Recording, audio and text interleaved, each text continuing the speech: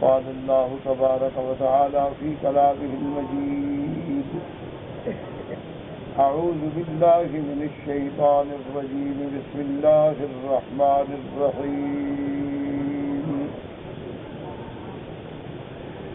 سبحان الذي أسرى بعبده ليلا من المسجد الحرام إلى المسجد الأقصى الذي باركنا حوله لنريه من آياتنا إنه هو السميع البصير. قال المؤلف والمفسر رحمه الله تعالى: أدام النفع بعلومه وعلومكم في الدارين آمين. في رواية أبي سعيد الخدري رضي الله تعالى عنه قال: ثم رفعت إلى سدرة المنتهى. پھر مجھے آسمانوں سے اوپر مقام سدرۃ المنتہا پہ لے جایا گیا. سدرۃ المنتہا جنت میں ایک عظیم درخت ہے، اور منتہا اس کو اس لیے کہتے ہیں، علماء کرام فرماتے ہیں کہ انسانوں کے جو اعمال جاتے ہیں وہ وہیں پہنچتے ہیں، اور اللہ تبارک و تعالی جو ارشاد اور حکم جاری فرماتے ہیں وہ بھی وہیں پہنچتا ہے، پھر ملائکہ کو ملتا ہے، اس لیے اس کو منتہا کہتے ہیں. تو حضور فرماتے ہیں صلی اللہ علیہ وسلم کہ میں اس مقام پہ پہنچا. فَإِذَا كُلُّ وَرَقَةٍ مِّنْهَا تَكَادُ تُغَطِّي هَٰذِهِ الْأُمَّةَ.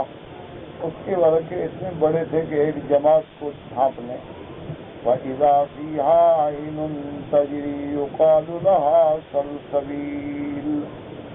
اور میں نے دیکھا کہ وہاں سے ایک نہر جاری ہوتی ہے، اور اس نہر کا نام جو ہے وہ سلسبیل ہے. فَيَنشَقُّ مِنْهَا نَهْرَانِ. اور آگے جا کے اس سلسبیل سے پھر دو نہریں جاری ہوتی ہیں. أحدهما الكوثر والآخر يقال له نهر الرحمة. ایک نہر جو ہے اس کا نام کوثر ہے، اور ایک نہر جو ہے اس کا نام نہر رحمت ہے. فاغتسلت فيه فغفر لي ما تقدم من ذنبي وما تأخر. میں نے اس نہر میں غسل فرمایا، تو اس میں غسل فرمانے سے جو پہلے یا بعد جو بھی غلطی ہو اللہ معاف کر دیتے ہیں. اور یاد رکھیں کہ اگر غلطی نہ ہو، جیسے حدیث مبارک میں آتا ہے کہ جب آدمی وضو کرتا ہے تو اس کے ہاتھوں کے گناہ جو ہیں وہ ہاتھ دھلنے سے گر جاتے ہیں، اور چہرے کے گناہ جو ہیں وہ منہ دھلنے سے گر جاتے ہیں. تو اسی طرح آدمی وضو کرنے سے الحمدللہ پاک ہو جاتا ہے. اچھا، اگر ایک آدمی کے گناہ نہ ہوں تو پھر اس کے درجات بلند ہو جاتے ہیں. تو حضور صلی اللہ علیہ وسلم جو کہ معصوم ہیں، اللہ کے پیغمبر گناہوں سے پاک ہیں، تو جہاں جہاں یہ احادیث مبارک ہوں گی یا یہ الفاظ مبارک ہوں گے تو مراد رفع درجات ہے. ثم انی رفعت الى الجنة فاستقبلتنی جاریۃ فقلت لمن انت یا جاریہ قالت لزید بن حارثہ. اور اس کے بعد پھر مجھے جنت کی سیر کرائی گئی. تو حضور فرماتی ہیں میں نے جنت میں ایک لڑکی کو دیکھا. میں نے پوچھا یہ کون ہے؟ انہوں نے کہا کہ یہ جاریہ ہے زید بن حارثہ کی. وَإِذَا بِأَنْهَارٍ مِّن مَّاءٍ غَيْرِ آسِنٍ. میں نے وہاں نہریں دیکھی، ایسا پانی جس میں کوئی تبدیلی نہ آئے. وَأَنْهَارٌ مِّن لَّبَنٍ لَّمْ يَتَغَيَّرْ طَعْمُهُ. اور ایک نہر دودھ کی، ایسا دودھ کہ جو کبھی خراب نہ ہو، جس کا ذائقہ تبدیل نہ ہو. وَأَنْهَارٌ مِّن خَمَرٍ لَذَّةٍ لِّلشَّارِبِينَ. اور میں نے ایک نہر دیکھی، وہ نہر جو ہے اس جنت کے شراب کی، جو پینے والوں کے لیے باعث لذت ہوگا. وَأَنْهَارٌ مِّن عَسَلٍ مُّصَفًّى، اور میں نے ایک نہر دیکھی جو خالص شہد کی. وَإِذَا رُمَّانُهَا كَالدِّلَاءِ أَعْظَمًا، اور میں نے جنت میں جو انار دیکھے وہ اتنے بڑے ہیں کہ جیسے ایک بڑا ڈول ہوتا ہے، کیونکہ پہلے دور میں بڑے بڑے ڈول ہوتے تھے تو ان کو رسے ڈال کے لٹکاتے تھے اور اونٹوں سے کھینچا جاتا تھا. وَإِذَا أَنَا بِطَيْرِهَا كَأَنَّهَا بُخْتُكُمْ هَٰذِهِ، اور پھر میں نے جنت میں پرندے دیکھے جیسے دنیا میں بختی پرندہ ہے. وَقَالَ إِنَّ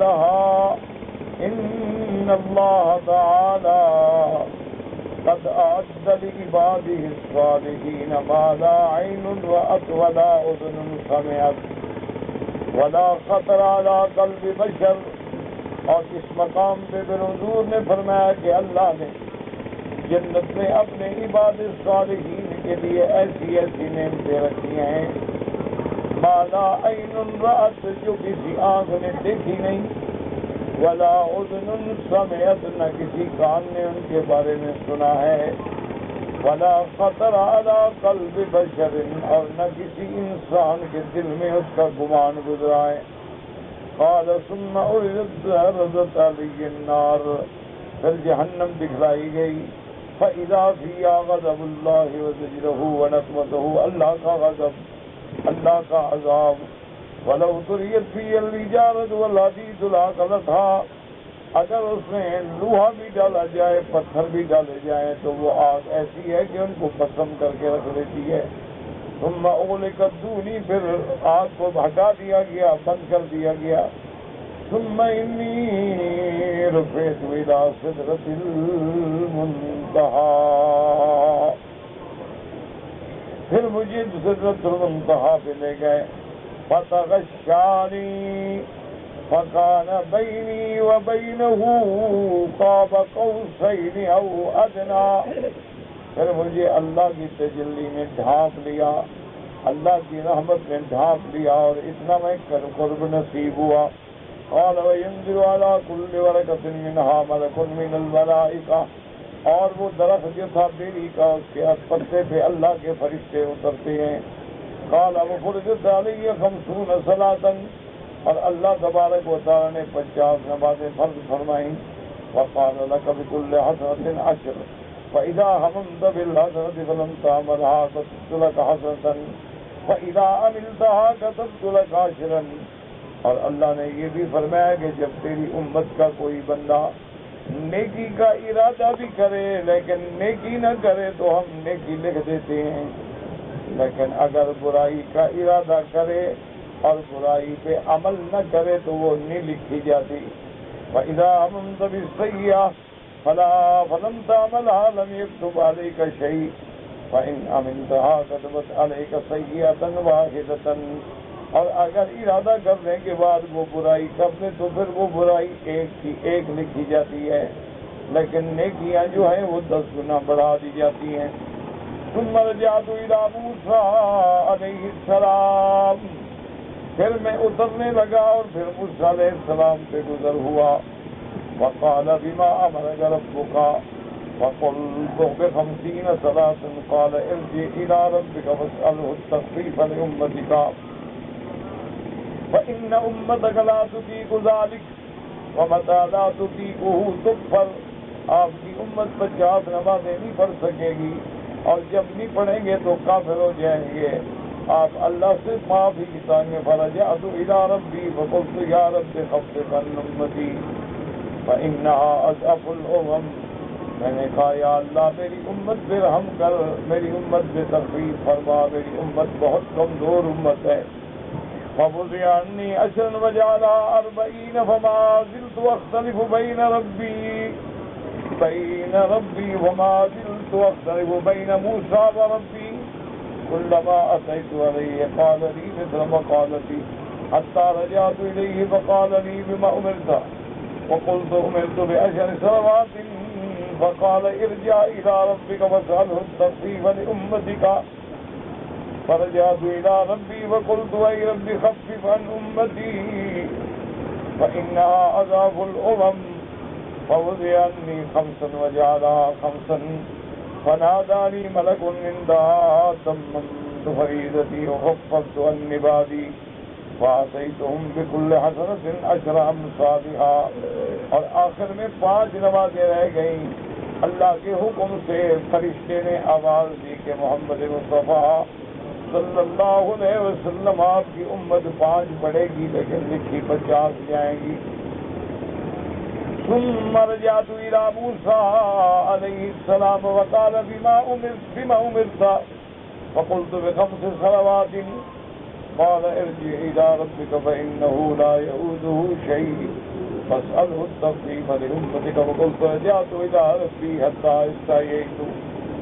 ثم أصبح بمكة يخبرهم بالأعاجب. پھر حضور رات میں صبح سے پہلے مکے میں آ گئے اور لوگوں کو یہ عجائب سنائے. انی اتیت الباریۃ بیت المقدس واليمین السماء ورأیت کذا وکذا. وقال ابو جہل یعنی ابن ہشام ابی جہل بدبخت نے کہا لا تعجبون مما قال محمد صلی اللہ علیہ وسلم. دیکھو کہ حضور کیا کہہ رہے ہیں. یزعم انه اتى الباریۃ بیت المقدس ثم اصبح فينا وأحدنا يضرب مطيته مسعة شعر ومقفلة الشعر وهذه مسيرة الشعرين في ليلة واحدة. ابو جہل ملعون کہنے لگا کہ دیکھو 1 مہینے میں بندہ بیت المقدس پہنچتا ہے اور 1 مہینے میں واپس آتا ہے. 2 مہینے کا سفر جو ہے اللہ کے نبی فرماتے ہیں کہ میں نے رات میں طے کر لیا. وقال فأخبرتهم بكيل لقريش لما كنت في مسألي رأيتها في مكان كذا وكذا وأنها نفرت.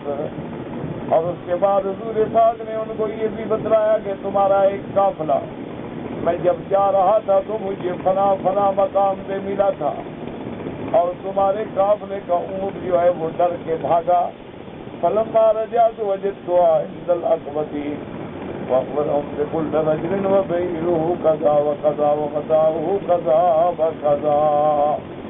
اب فرمایا کہ جب میں واپس آیا تو میں نے اس قافلے کو فلاں جگہ پایا.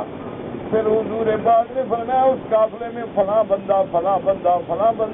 بندہ شریک ہے اور اس کے بعد یہ سامان ہے. ساری خبر دی حضور پاک نے. وقال ابو جہل يخبرنا بأشياء فقال رجل منهم انا اعلم الناس ببيت المقدس وكيف بناؤه آية وكيف قربه من الجبل. تو ان میں ایک بندہ کہنے لگا کہ میں بڑا اچھی طرح سمجھتا ہوں بیت المقدس کو، بیت المقدس کی عمارت کو، بنا کو، شکل کو. تو اب ہم یہ سوال کرتے ہیں حضور پاک سے کہ ہمیں یہ بتائیں وَإِن يَكُ مُحَمَّدٌ صَلَّى اللَّهُ عَلَيْهِ وَسَلَّمَ صَادِقًا فَسَأُخْبِرُكُمْ وَإِن يَكُ كَاذِبًا فَسَأُخْبِرُكُمْ. اگر اللہ کے نبی سچی ہیں تو بتلا دیں گے اور اگر غلط ہے تب بھی بات کھل جائے گی. فَجَاءَ ذَلِكَ الْمُشْرِكُ فَقَالَ يَا مُحَمَّدْ صَلَّى اللَّهُ عَلَيْهِ وَسَلَّمَ أَنَا أَعْلَمُ النَّاسِ بِبَيْتِ الْمَقْدِسِ فَأَخْبِرْنِي. کہنے لگا حضور میں بیت المقدس کو اچھی طرح جانتا ہوں، آپ بتلائیں. کیف بناؤہ، اس کی بنا کیسے ہے، کیف حیۃ، اس کی شکل کیسے ہے، وکیف قربہ من الجبل، پہاڑ کے کتنے قریب ہے. قال ورفع لرسول اللہ صلی اللہ علیہ وسلم بیت المقدس من مقعدہ. حضور پاک کے سامنے بیت المقدس اللہ نے اٹھا کے کر دیا. فنظر الیہ کنظر احدنا الی بیتہ. حضور پاک بیت المقدس کو ایسے دیکھ رہے تھے جیسے ہم اپنے گھر کو دیکھتے ہیں کہ سامنے موجود ہے. قال بداؤہ کذا وکذا وحیتہ کذا وکذا وقربہ من الجبل کذا وکذا. حضور پاک نے فرمایا اس کی بنا ایسی ہے، اس کی شکل ایسی ہے اور جبل سے قرب ایسی ہے. فقال اللہ صدقتا. وہ بندہ کہنے لگا حضور آپ نے سچ کہا ہے. فرجع الیہم فقال صدق محمد صلی اللہ علیہ وسلم فيما قال او نحن من هذا الكلام. وہ مشرک واپس اپنی کافروں کے پاس آ کے کہنے لگا محمد مصطفیٰ نے سچ کہا ہے، جو خبر بھی بالکل سچی ہے. وقد رواه الامام ابو جعفر بن جرير بطوله عن محمد بن عبد الله عن محمد بن ثور عن معمر النبي هارون الابدي وعن الحسن بن يحيى عن عبد الرزاق عن معمر النبي هارون الابدي به. ورواه ايضا من حديث ابن اسحاق حدثني روح بن القاسم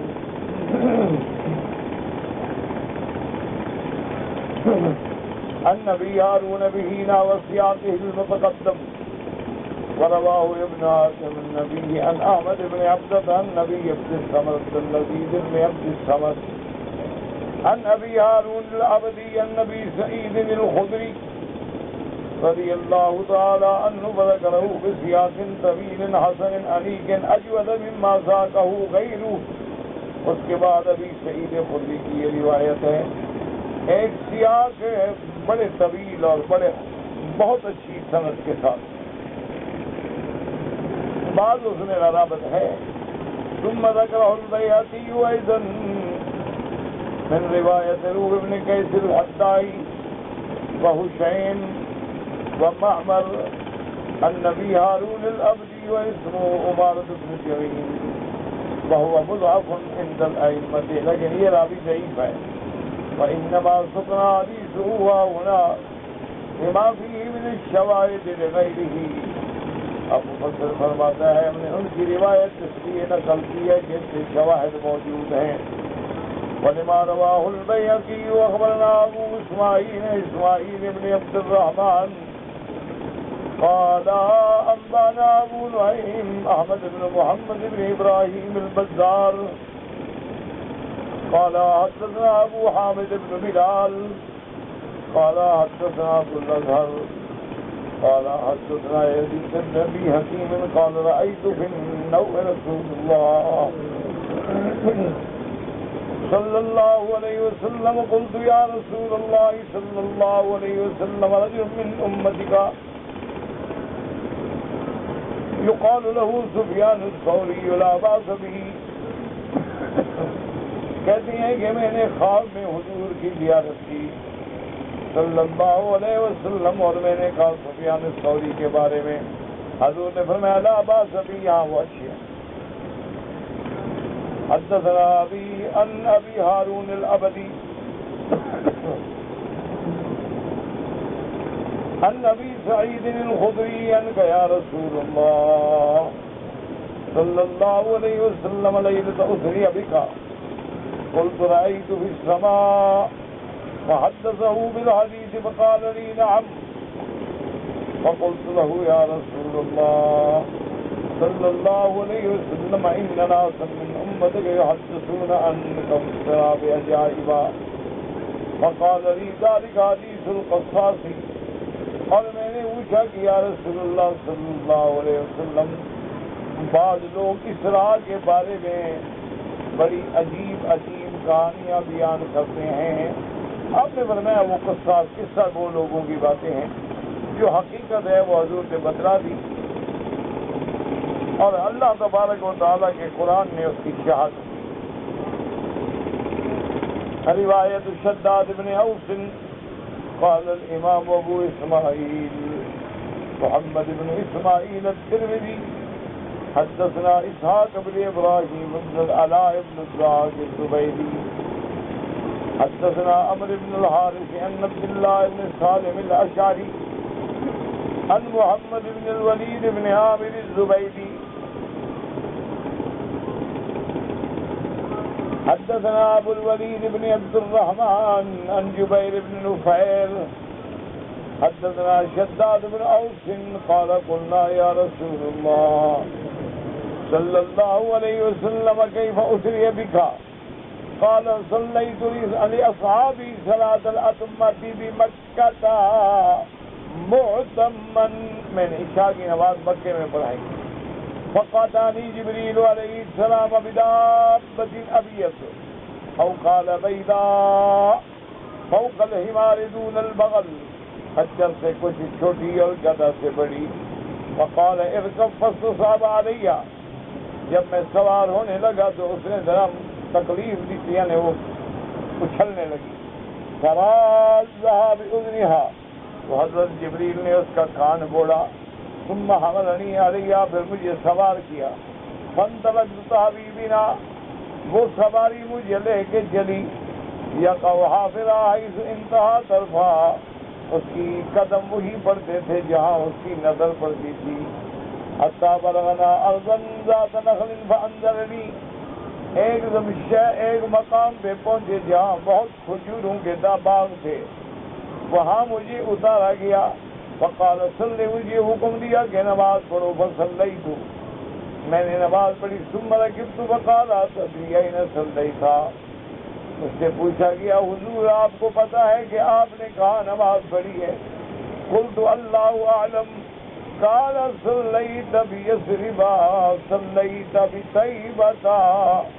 انہوں نے کہا حضور یہ وہ مقام ہے طیبہ، طیبہ مدینہ منورہ جو پہلے یثرب کہلاتا تھا، اسی جگہ آپ ہجرت کر کے آئیں گے.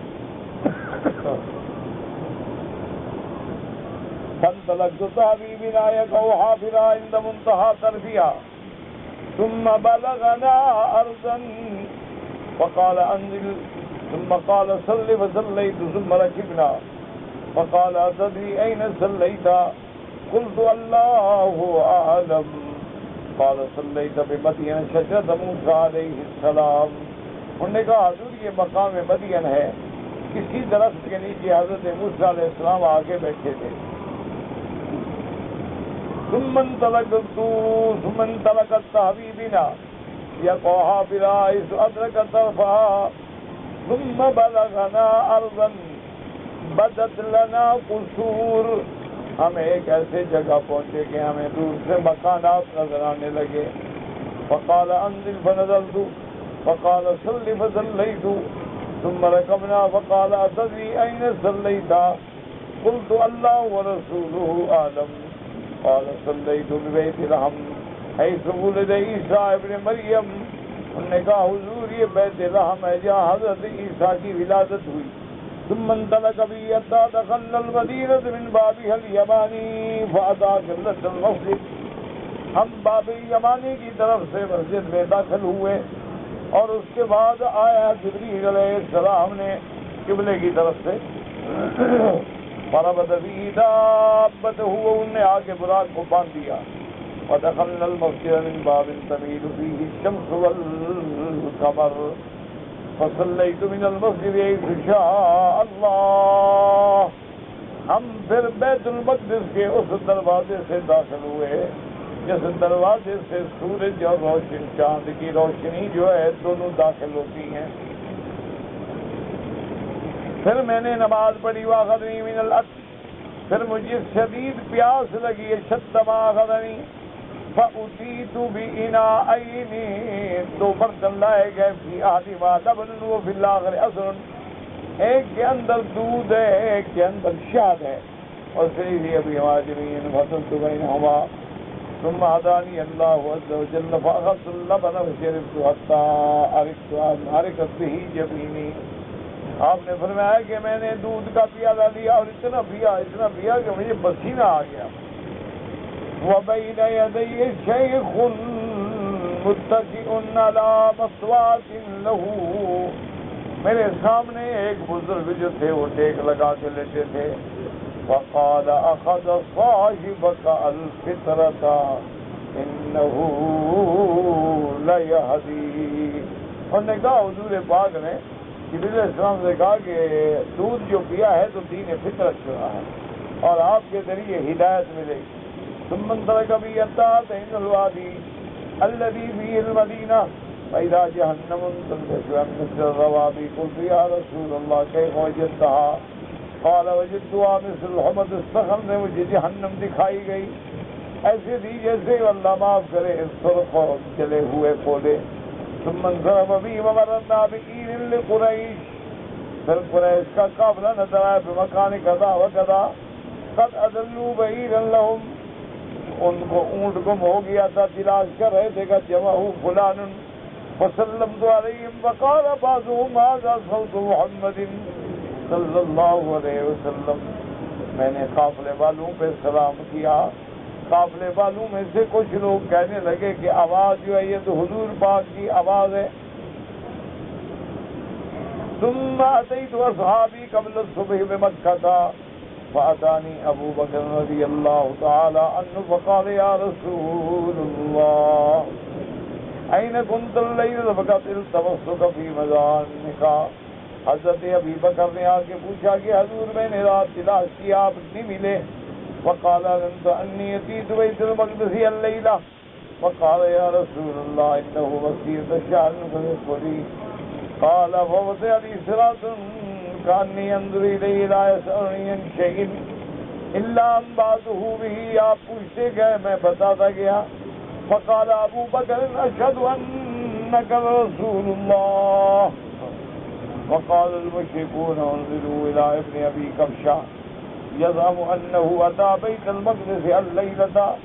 وقال ان من آية ما اقول لكم إني مررت بعيرا لكم في مكان كذا وكذا وقد أضلوا بعيرا لهم فجمعه لهم فلان وإن مسيرهم ينزلون بكذا ثم بكذا ويأتونكم يوم كذا وكذا يقدمهم جمل آدم عليه مسح أسود وغرارتان سوداوان. حضور پاک نے فرمایا کہ میں نے تمہارا قافلہ بھی دیکھا تھا اور تمہارے قافلے کا اونٹ گم ہو گیا تو فلاں نے تلاش کیا اور تمہارا قافلہ جو ہے فلاں دن مکے میں پہنچے گا اور جب قافلہ آئے گا تو اس کے آگے آگے جو اونٹ ہوگا اس پہ اس کا لبادہ بھی سیاہ ہوگا اور دو سیاہ پورے لدے ہوئے ہوں گے.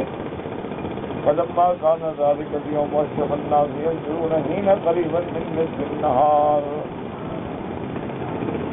جس دن کا حضور نے فرمایا تھا لوگ دیکھتے رہے. حتى اقبلت العير يقدمهم ذلك الجمل الذي وصفه رسول اللہ صلی اللہ علیہ وسلم. وہ قافلہ اسی دن آیا اسی شکل میں آیا جیسے کہ بتلایا تھا محمد مصطفیٰ صلی اللہ علیہ وعلی آلہ واصحابہ وسلم تسلیما کثیرا. هكذا رواه البيهقي من طريقين عن ابي اسماعيل الترمذي ثم قال بعض الطبراني هذا اسناد صحيح وروى ذلك مخرج النبي غيره ونحن نذكر ذلك ان شاء الله ما حضرنا. ثم ساق احاديث كثيرة بالإسراء كالشاهد لهذا الحديث. وقد روى هذا الحديث عن شداد بن أوس بطوله الإمام أبو محمد عبد الرحمن ابن أبي حاتم في تفسيره النبي عن إسحاق بن إبراهيم بن العلاء الزبيري به. ولا شك أن هذا الحديث آني الحديث المروي عن شداد بن أوس مشتمل على أشياء منها ما هو صحيح كما ذكر البيهقي منه وما هو منكر كالصلاة في بيت الحج وسؤال الصديق عن نادي بيت المقدس وغير ذلك والله أعلم. ماموں کی بیوی کو طلاق ہو جائے تو نکاح ہو سکتا ہے؟ ہاں ہو سکتا ہے. ایک مسجد کے قریب روڈ پر گڈھا کو ٹکر مارا یعنی گاڑی لگ گیا. کیا ہو گیا؟ گاڑی ہے لگ جاتی ہے. اللہ کہتے جی کہ میں نے اور میری بیوی نے عمرہ کرنے کے لیے منت مانی تھی. میں نے تو وہ منت پوری کر دی اپنا عمرہ کر لیا ہے لیکن میری بیوی کا عمرہ رہ گیا. تو کیا میں اپنی بیوی کی طرف سے عمرہ کر سکتا ہوں؟ جس نے منت مانی ہے وہی ادا کرے. وہ تو اگر کوئی حل نہ رہے کوئی راستہ نہ رہے کوئی مجبوری ایسی آ جائے کہ وہ عورت نہیں آ سکتی تو پھر اس کا شوہر کر سکتا ہے. پہلا مسئلہ تو یہ سمجھیں کہ جہاں تک منت ماننے کا تعلق ہے اللہ کے لیے منت ماننا جائز. کہ آدمی کا کوئی کام ہے کوئی مشکل ہے کوئی مسئلہ ہے وہ کہتے ہیں اللہ حل کر دے تو میں اللہ کے گھر میں عمرہ کروں گا میں خیرات کروں گا میں صدقہ دوں گا میں یہ کروں گا. جائز. لیکن اگر اللہ کے سوا کسی پیر کے نام پہ، کسی مزار کے نام پہ، کہ اگر میرا کام ہو گیا تو میں فلاں پیر کی مزار پہ غلاف چڑھاؤں گا، میں فلاں پیر کی مزار پہ جا کے صدقہ خیرات کروں گا، تو شرک ہے، چھوٹا موٹا گناہ نہیں، شرک ہے، آدمی اللہ معاف کرے کافر ہو جاتا ہے، تو آدمی کو توبہ کرنی چاہیے۔ اور تیسری بات یہ بھی ہے کہ منت مانو نہ مانو، فائدہ شائدہ کچھ نہیں ہوتا۔ ایک مسئلہ سمجھ لو کہ ہم جو منتیں مانتے ہیں نا، یہ اپنے دل کو تسلی دینے والی بات ہے، ورنہ منت سے کچھ ہوتا نہیں ہے۔ حضور صلی اللہ علیہ وسلم نے فرمایا کہ جو اللہ کی تقدیر نے لکھا، جو کام اللہ نے لکھا ہے وہ منت نہ بھی مانو تو ہو جائے گا، اور جو کام اللہ نے نہیں لکھا ہے وہ منت مانو تب بھی نہیں ہوگا۔ یہ بے وقوفی ہوتی ہے کہ میں نے منت مانی تو کام ہو گیا، یہ تو بالکل نہیں۔ ہر کام کا فیصلہ ہو چکا ہے، صرف دعا کرو کہ اللہ ہمیں سچا ایمان نصیب کرے۔ اگر ایمان حقیقی کی دولت مل جائے نا تو ہمیں کوئی پریشانی نہیں، ورنہ ہماری مخلوق اور اللہ کی جتنی مخلوق جو ہے پیدا ہونے سے پہلے اللہ نے لکھ دیا کہ کون مرے گا، کون پیدا ہوگا، کیا ہوگا، بیمار ہوگا، سند ہوگا، اولاد ہوگی، نہیں ہوگی، سب فیصلے ہو چکے ہیں۔ سرکار دو عالم نے فرمایا رفعت الصحف وجفت الاقلام، وہ قلم خشک ہو گئے اور صحیفے لپیٹ کے اللہ نے لوح محفوظ میں رکھ دیے ہیں، اب نہ کوئی بڑھ سکتا ہے نہ کم ہو سکتا ہے۔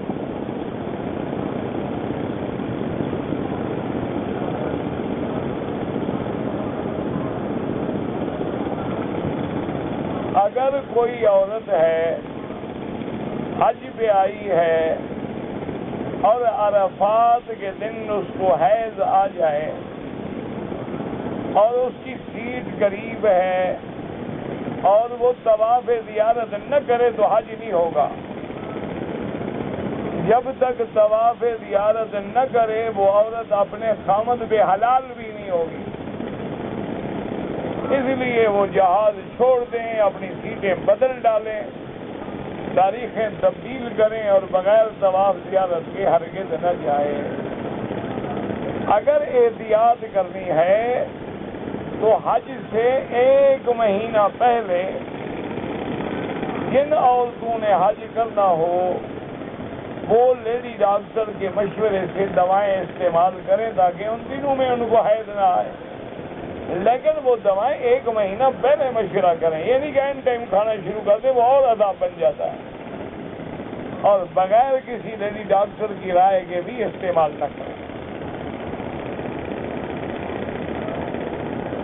اگر حیض کا 5واں دن ہے، بابا یہ 5واں دن 6واں دن نہیں، ہر عورت کی عادت ہے، کسی عورت کو 3 دن کے بعد پاک ہو جاتی ہے، کوئی عورت جو ہے وہ 8 دن کے بعد پاک ہوتی ہے، کوئی عورت جو ہے وہ 6 دن کے بعد پاک ہوتی ہے۔ جب عادت پوری ہو جائے، پاک ہو جائے، غسل کرے، طواف زیارت کرے۔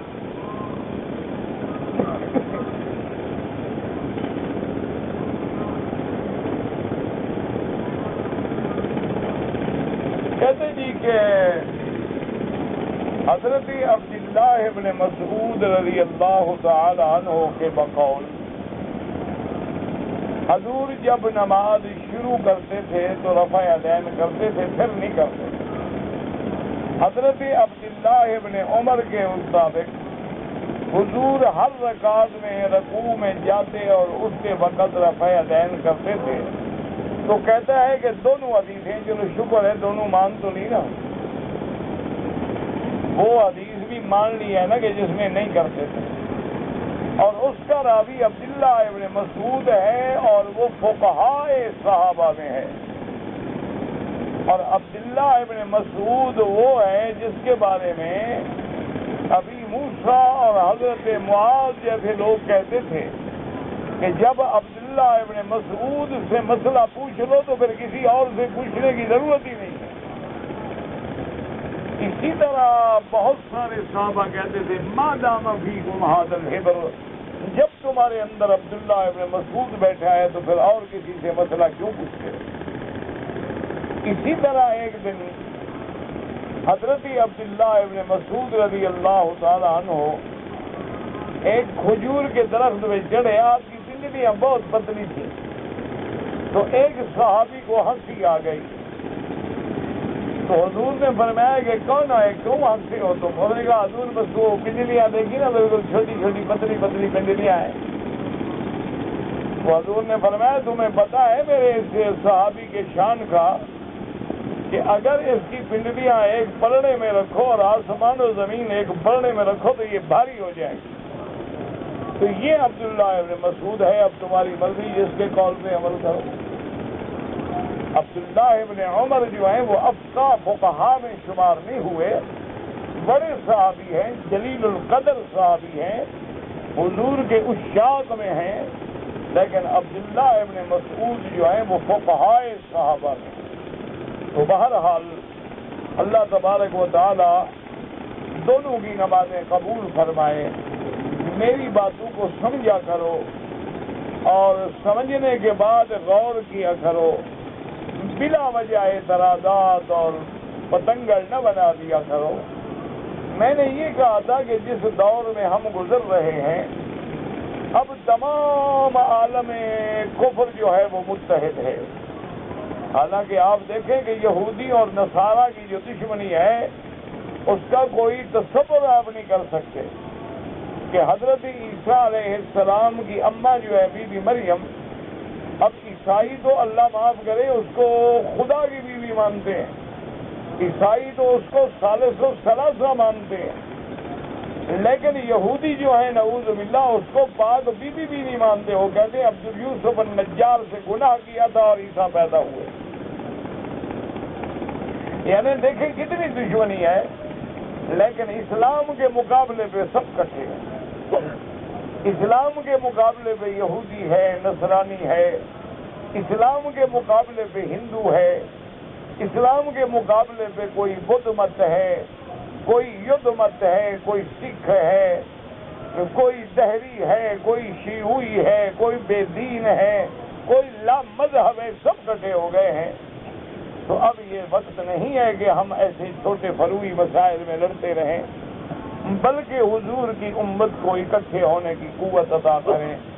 اور یہ چھوٹے مسئلے ہیں، یہ افضل غیر افضل کے جھگڑے ہیں، یہ کوئی فرض کا مسئلہ نہیں ہے کہ کوئی کرے گا تو نماز نہیں ہوگی یا نہیں کرے گا تو نماز نہیں ہوگی، یہ تو صرف مستحبات ہیں یا زیادہ سے زیادہ سنن ہیں۔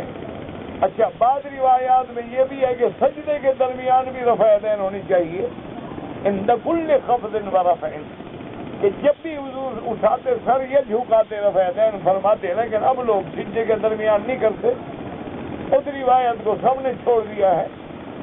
اس لیے مہربانی کر کے اب یہ آمین کا مسئلہ ہے، رفع یدین کا مسئلہ ہے، ہاتھ باندھنے کا مسئلہ ہے، ٹوپی پہن کے نماز پڑھنے کا مسئلہ ہے یا اتار کے پڑھنے کا مسئلہ ہے، اللہ کے لیے حضور کی امت کو ان میں نہ لڑاؤ اور حضور کی امت کا وقت ضائع نہ کرو، بلکہ واعتصموا بحبل اللہ جمیعا ولا تفرقوا، تم اپنی تمام قوتیں جو ہیں وہ اسلام کی عزت پہ خرچ کرو، اسلام کی عظمت پہ خرچ کرو، اسلام کے دشمنوں کو جواب دو، اسلام کی سلامتی اور امان کے امن کے بارے میں امت کو قائم کرو، دشمنان اسلام کے اعتراضات کا جواب دو، دشمنان اسلام کے چیلنج جو ہیں ان کا جواب دو، قلم والے قلم سے جواب دیں، زبان والے زبان سے جواب دیں، ٹیکنیک والے ٹیکنیک سے جواب دیں، تاکہ حضور کی امت جو ہے وہ جمع ہو جائے۔ اور اس دور میں جو آدمی ان مسائل پہ امت کو لڑا رہا ہے وہ اسلام کا دشمن ہے، وہ اسلام کا خیر خواہ نہیں ہوتا ہے۔ اسی لیے کوئی بھی مسئلہ پوچھتے ہیں ہم کہتے ہیں امام ابو حنیفہ یہ کہتے ہیں، امام احمد ابن حنبل یہ کہتے ہیں، امام شافعی یہ کہتے ہیں، تم شافعی ہو کر لو، حنبلی ہو کر لو، حنفی ہو کر لو، کوئی لڑائی کا مسئلہ ہی نہیں۔ تمام ائمہ جو ہیں وہ برحق ہیں، تمام ائمہ جو ہیں علی الحق والہدیٰ ہیں، اللہ تبارک و تعالی ان کے قبروں پہ کروڑوں رحمتیں نازل فرمائے۔ کہتے ہیں جی کہ کراچی میں 2 آدمی ہیں جو قرآن کا درس دیتے ہیں اور وہ کچھ ایسی باتیں کرتے ہیں جو قرآن کی تفاسیر میں نہیں ہیں۔ آپ ان کے بارے میں کیا کہتے ہیں؟ مجھے کیا پتا، نہ میں نے ان کا درس سنا، نہ میں نے ان کی وہ تفاسیر پڑھی، نہ میں نے ان کی وہ تعویل پڑھی ہیں۔ اللہ عالم وہ کیا کہتے ہیں، آپ کیا سمجھتے ہیں؟ اس کے بہتر حل یہ ہے، الحمدللہ آپ کے کراچی میں بڑے بڑے علماء ہیں، بڑے بڑے اجلہ علماء موجود ہیں، بڑے بڑے بزرگان موجود ہیں، بڑے بڑے عظیم دینی ادارے اور مدارس مساجد موجود ہیں۔ ان کے مسائل جو ہیں وہ مقامی علماء سے رجوع کریں، مجھے کیا پتا ہو سکتا ہے وہ کیا کہتے ہیں۔ کہتے ہیں جی کہ اگر ایک مسلمان ہے اور بزنس مین ہے، تاجر ہے، وہ تجارت کرنے کے لیے کافروں کے ملک میں جاتا ہے اور کافروں کے گھر میں ٹھہرا ہوا ہے اور اس کے قریب میں کوئی مسجد نہیں ہے، تو کیا وہ کافر کے گھر میں نماز پڑھ سکتا ہے؟ کیوں نہیں پڑھ سکتا؟ زمین اللہ کی ہے، کافر کی ہے؟ زمین اللہ کی ہے، کافر کا گھر ہو یا ہندو کا ہو یا کسی کا ہو، تم اپنا پاک کپڑا بچھاؤ، نماز پڑھو، السلام علیکم، بات ختم ہو گئی۔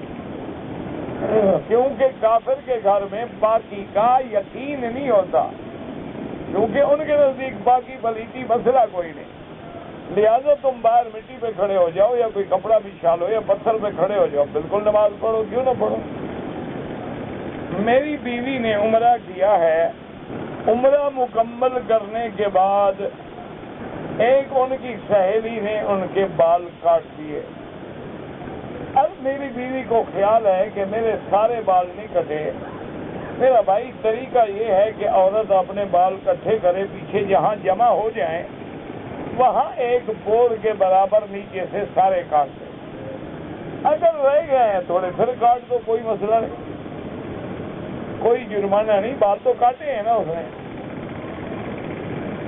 کوئی دم نہیں دینا پڑے گا۔ مدینہ منورہ میں ہم جا رہے ہیں، اگر اللہ تبارک و تعالی آپ کو توفیق عطا کرے تو 40 نمازیں پڑھیں، زیادہ پڑھیں، اللہ سب کو نصیب کرے۔ لیکن اگر کوئی بندہ صرف ایک دن ہی مدینہ منورہ رہ کے چلا جائے، کوئی حرج نہیں۔ 40 نمازیں پڑھنا فضیلت ہے، اور 40 نمازوں کا تعلق جو ہے وہ زیارت سے نہیں ہے۔ آپ 40 نمازیں پڑھیں، آپ 10 نمازیں پڑھیں، آپ 1 نماز پڑھیں اور حاضری لگائیں، آ جائیں، سب جائیں۔ بغیر وضو کے طواف نہیں ہو سکتا، کیونکہ طواف جو ہے وہ نماز کے حکم میں ہے۔ اور دوسرا مسئلہ کہ ایک دن میں کتنا طواف کریں، جتنا اللہ توفیق دے جائے، 100 طواف کرو، کوئی منع نہیں، تمہاری ہمت پہ ہے، نہ کرو۔ یہ نفلی عبادت ہے، جتنا اللہ تمہیں توفیق عطا فرمائے کرو۔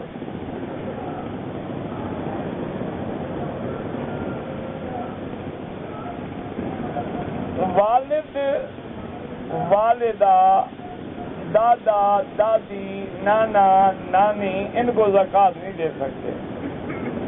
بیٹا، پوتا، پوتی، بیٹی، ان کو نہیں دے سکتے۔ باقی بہن، بھائی، چچا، سب کو دے سکتے۔ اگر ہمسایہ غریب ہے بالکل دیں، کوئی راستے میں غریب ملے بالکل دیں۔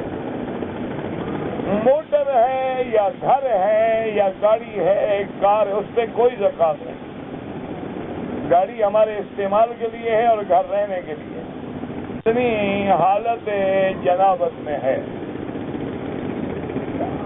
اور وہ حمام میں جاتا ہے، نل کا پانی تھوڑا تھوڑا تھوڑا گر رہا ہے، اگر انتظار کرتا ہے تو نماز کا وقت نکل جائے گا، بغیر غسل کے نماز نہیں پڑھ سکتا، پانی موجود ہے، تھوڑا ہو یا بہت ہو۔ اگر پانی نہ ہو تو پھر تو تیمم کر سکتا ہے، لیکن جب وہ خود گواہی دے رہا ہے کہ پانی آ رہا ہے آنے دو، پھر نماز قضا پڑھ لے یا فوری طور پر کسی دوسری جگہ جا کے غسل کر لے۔ جب پانی موجود ہو تو تیمم نہیں کر سکتا، چاہے انتظار کرنا پڑے، پانی آ رہا ہے، ایسا ایسا ایسا جمع ہوتا جائے گا، بہرحال پانی ہو تو تیمم نہیں کر سکتے آپ۔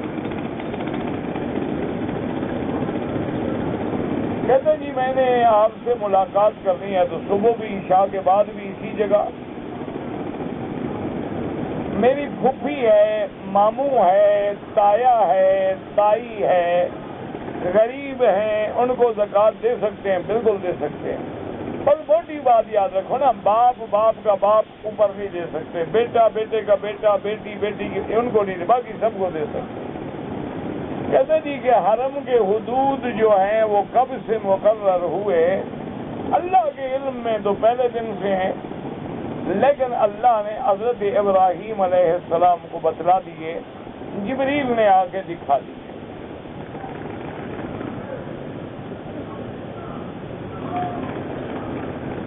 کہتے جی کہ اگر امام جو ہیں صلاۃ السلام پڑھنے والے ہیں تو ان کے پیچھے نماز ہو جائے گی؟ میرا بھائی کوشش کرو کہ نماز کسی بدعت والے بندے کے پیچھے نہ پڑھو،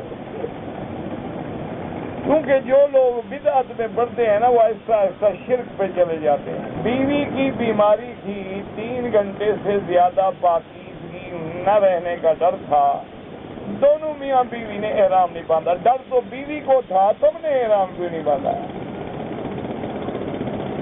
نہیں، بیوی کی بھی پاکیزگی کا خطرہ تھا، تمہیں کیا؟ تمہیں تو کوئی حید نہیں آ رہا تھا نا۔ اب دونوں نے آگے مسجد عائشہ سے احرام باندھا، دونوں کا عمرہ میقات کا بھی رہ گیا اور ایک ایک دم بھی پڑ گئی۔ مسجد عائشہ سے 100 عمرہ کرو، اس عمرے کا کیا مقابلہ ہے جو تم اپنے ملک سے آ کے کر رہے تھے؟ جیسے دیکھو نا، رمضان المبارک کا روزہ ہے، اگر رمضان المبارک کا روزہ رہ جائے تو شریعت کا حکم یہ ہے کہ قضا کرو، ایک روزہ رکھ لو، لیکن وہ ایک روزے میں قضا تو ہو جائے گا، لیکن وہ رمضان کا روزہ تو کبھی نہیں ملے گا۔ رمضان ہے، اس کا کیا مقابلہ ہے؟ حتیٰ کہ ایک حدیث میں ہے وہ انسان ہو، یعنی پورا سال بھی روزے رکھے تو اسے ایک دن کا بدلہ نہیں ہو سکتا۔ تو اللہ کے بندے، جو اصل تمہارا عمرہ ہے وہ تو وہی ہے کہ اپنے ملک سے آتے ہوئے میقات سے احرام باندھو۔ تم نے اس عمرے سے بھی محروم ہو گئے اور اس کے بعد بیوی کو بھی محروم کیا۔ بیوی حالت حیض میں بھی اور تب بھی عمرہ کر سکتی ہے، نیت کر کے آ جائے، ہوٹل میں بیٹھ جائے، جب پاک ہو جائے عمرہ کر، اور تم اپنا وہاں سے احرام باندھ کے آتے اپنا عمرہ مکمل کرتے۔ مسجد عائشہ سے تو تم نے کر لیا ہے، لیکن وہاں سے تم نے نہیں کیا۔ ایک ایک بکری دم ادا کریں اور عمرے سے بھی محروم ہو گئے۔ کہتے ہیں جی کہ ایک آدمی نے غلطی کی اور اس پہ دم پڑ گئی، ابھی اس نے دم ادا نہیں کیا تو اس پر بیوی حلال ہے یا نہیں؟ بھائی بیوی کا کیا قصور ہے؟ دم تو تم پہ پڑا ہے نا، ادا کرو، پہلے کرو بعد میں کرو، بیوی بیوی ہے، حلال ہے۔ اگر کوئی آدمی کسی بکری سے یا جانور سے بدفعلی کرے، اللہ معاف کرے، وہ توبہ کرے اور اس جانور کو ذبح کر کے دفن کر دیا جائے۔ اگر ایک عورت نے مدینہ منورہ سے عمرے کی نیت کی، مکہ میں پہنچنے کے بعد صفا مروہ پہلے دوڑی، طواف بعد میں کیا، عمرہ نہیں ہوا، وہ دوبارہ طواف کے بعد صفا دوڑے، نہیں دوڑے تو دم دینی پڑے گی۔ کہتے جی کہ گردن کا مسح کرنا صرف فقہ حنفی میں ہے، باقی ائمہ کے نزدیک نہیں ہے، اور یہ کوئی جھگڑا نہیں ہے۔ تحقیق یہ ہے کہ کفا جو ہے بھی گردن داخل ہے یا خارج ہے، بعض ماں کہتے ہیں داخل ہے، بعض کہتے ہیں خارج ہے، کوئی جھگڑا نہیں۔ جیسے آپ ہے نا، ابھی آپ نے حدیث پڑھی تھی الی المسجد الاقصی، تو کیا مسجد اقصی داخل ہے یا خارج ہے؟ تو بعض کے نزدیک الی بمانے ما ہوتا ہے اور بعض کے نزدیک الی سے انتہا ہوتا ہے، یہ تو علمی بات ہے۔ کوئی جھگڑے کی بات، کوئی مسئلہ نہیں۔ رفع یدین جو کرتے ہیں ٹھیک کرتے ہیں، ہم تو کبھی نہیں اعتراض کرتے، الحمدللہ ثم الحمدللہ، ہم نے تو کبھی اعتراض نہیں۔ ہم تو کہتے ہیں جو کرتے ہیں جو نہیں کرتے ہیں سب کی نمازیں قبول ہیں۔ جو زور سے آمین کہتے ہیں اللہ سنتا ہے، جو ایسا کہتے ہیں اللہ سنتا ہے۔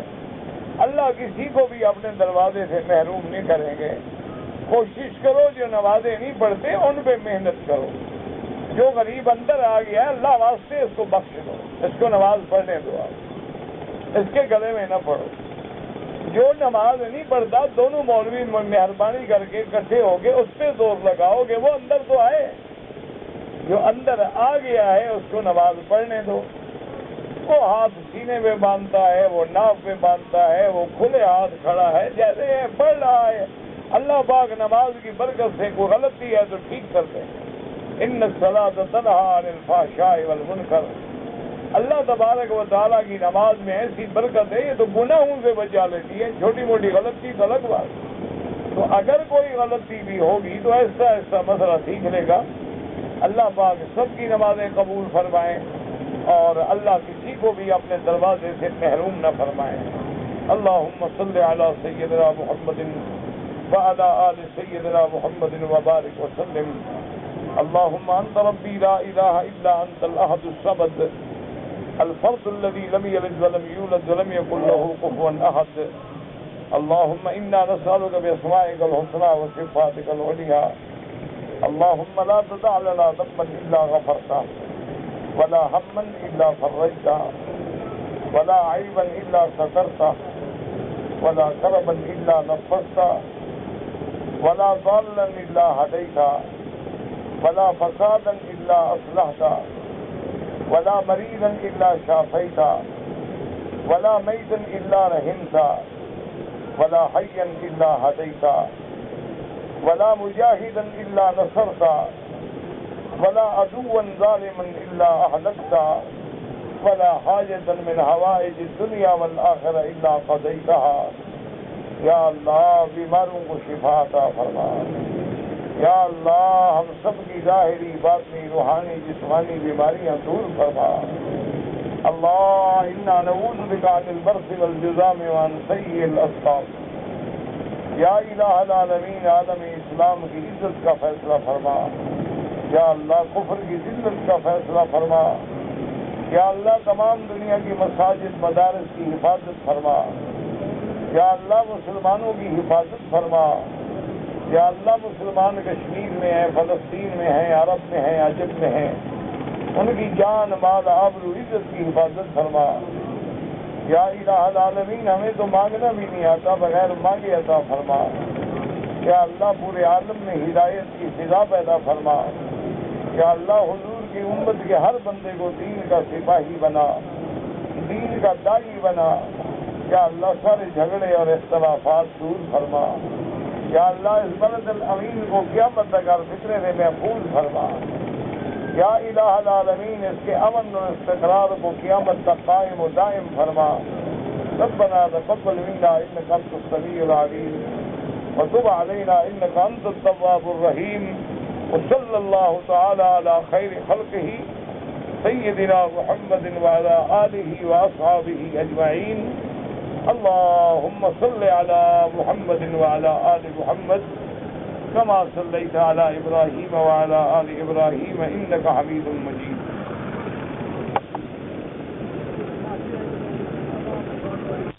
اب اس کے بعد نبوت نہیں آئے گی، اللہ نے دروازہ ہی بند کر دیا، لا نبی بعدہ ولا رسول بعدہ۔ تو بہرحال یاد رکھیں کہ عیسیٰ ابن مریم کے اترنے کے بارے میں، رفع کے بارے میں قرآن ہے اور نزول کے بارے میں احادیث متواترہ ہیں جن کا انکار کرنا کفر ہے۔ یا بیت اللہ کہنا جائز ہے نہیں، اللہ کو پکارو، گھر کو تھوڑا پکار رہے ہیں ہم نے، یہ گھر چل پڑے گا ہماری مدد کے لیے، یہ ادھر گیا طواف ہے ادھر جائیں گے۔ لوگ ہیں گھر سے رہتے ہیں، کہتے ہیں بی بی رابعہ بصریہ جب آ رہی تھی نا حج پہ، کہتے ہیں کعبہ شریف جو ہے 25 کوس گیا چل کے استقبال کرنے کے لیے۔ او بابا کعبہ تو ادھر گیا، ادھر والے تو برباد ہو گئے نا۔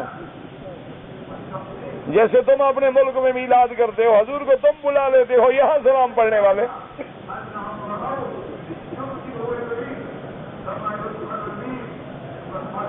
جو مدینے میں کھڑے سلام پڑھے ان کو پتہ ہی نہیں کہ وہ تو ادھر میلاد والوں نے بلا لیا حضور پاک کو۔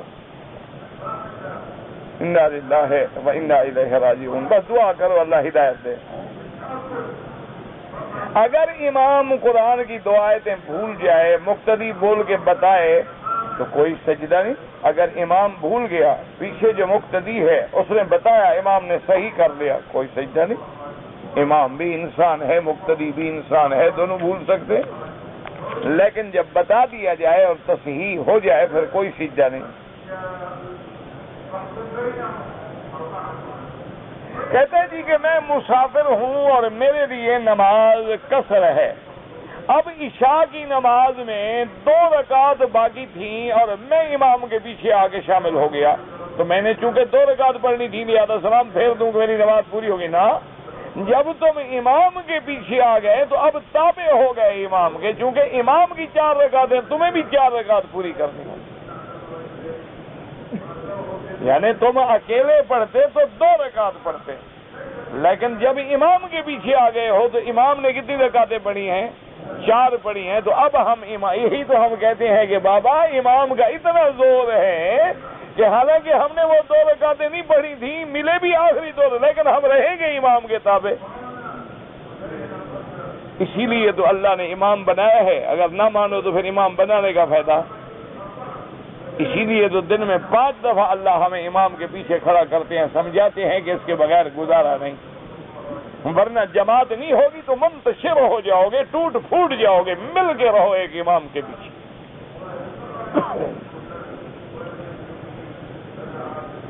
کہتے جی میں ڈرائیور ہوں، میرا زیادہ ٹائم جو ہے سفر میں رہتا ہے،